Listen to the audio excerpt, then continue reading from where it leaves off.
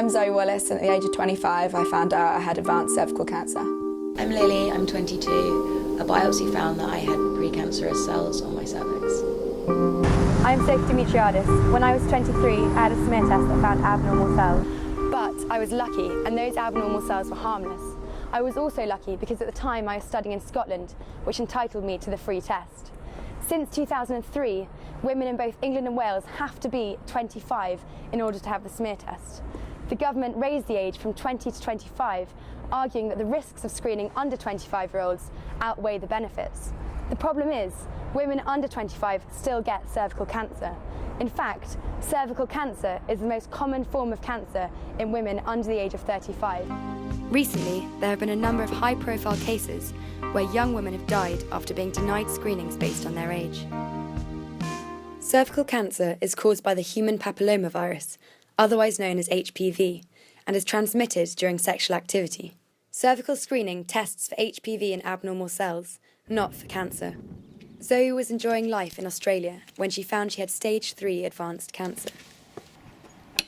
Before she began her travels, Zoe wasn't old enough to have a smear test, and unfortunately, this meant her cancer was left undetected until she turned 25. In the space of 3 months, it's gone from house, car, perfect job, everything, beach, sun, to I spent, well, up until a couple of weeks ago, I spent the last, nearly 3 months every day in hospital having treatment. So obviously at 25 you don't expect that. If I'd had a smear test done 3 years ago, I would have picked up that I had abnormal cells. I don't know, actually, they can't tell obviously how long exactly you've had it, but 3 years ago I would have shown that I had something. When Zoe first went to her GP with symptoms, she was given an STI check rather than a smear test.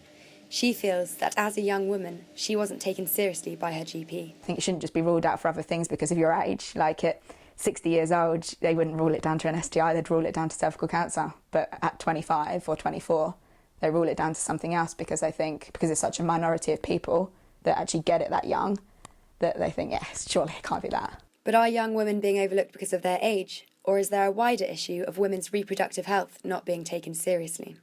Tanya Adib is a leading gynaecologist who underlines the difficulties for GPs in detecting cervical cancer. I think it's sometimes difficult for them to recognise in certain circumstances which symptoms are significant and which aren't. And you can't refer everybody, so you have to assess that patient, examine them and decide whether there's something significant going on or not. Having a regular gynaecological checkup means you're examined, you can talk to your gynaecologist about symptoms, and issues can be picked up earlier. I'd really like to see that being introduced more in this country. Some MPs don't think the policy should be based on age and have raised the issue in Parliament. Young women have a particular place in our society at the moment where often they are dismissed. But lots of forces in society that are set up to undermine young women. So please, let's not have the NHS be one of them. Tanya's patient, Lily Bailey, chose private healthcare over the NHS.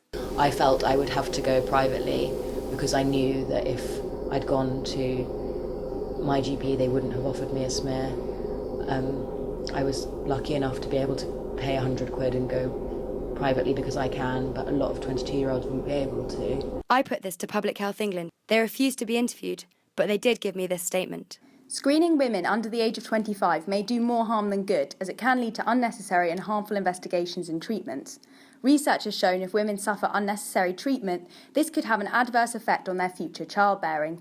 In women under 25, therefore, this risk outweighs any benefit.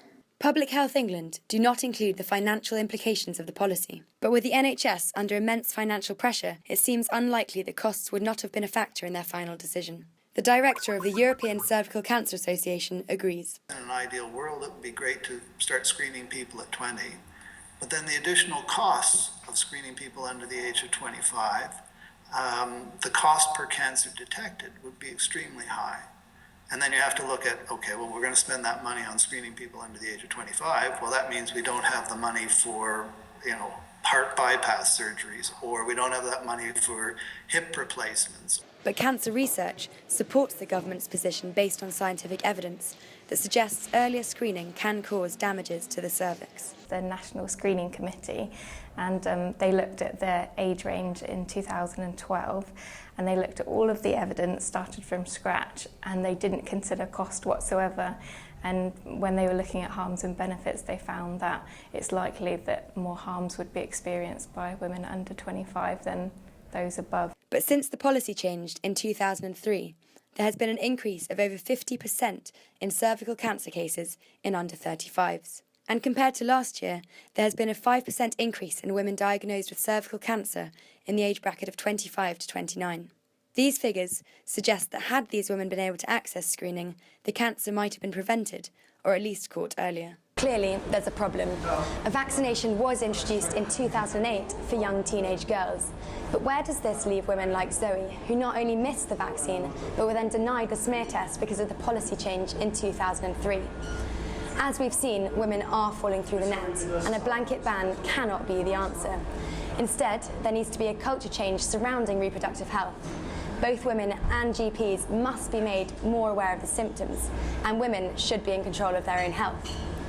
The government needs to amend the policy so that if a woman does come to a doctor requesting a smear test, they're not denied purely because of their age.